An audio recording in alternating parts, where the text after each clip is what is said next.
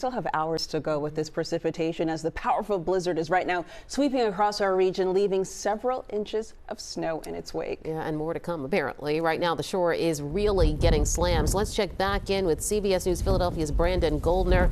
He's live in Wildwood. Good morning to you, Brandon. We can see that snow blowing around you pretty heavily there. Yeah, that wind is intense.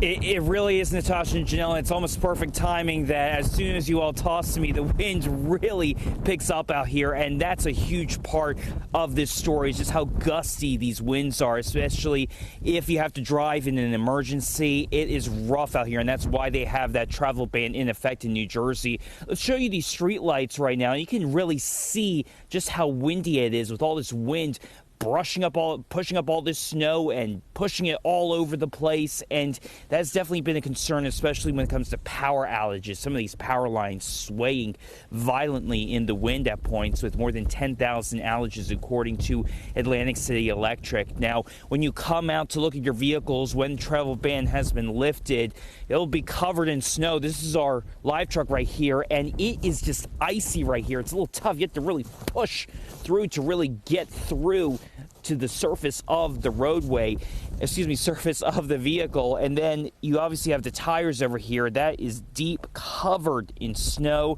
So it's incredibly important as well to clear your vehicles if you have to be out on the roadways, especially later in the morning after that travel ban takes effect. Back to you, Janelle and Natasha. All right, Brandon, please get in your truck and get out of that wind at least for a few minutes. Appreciate that update for us.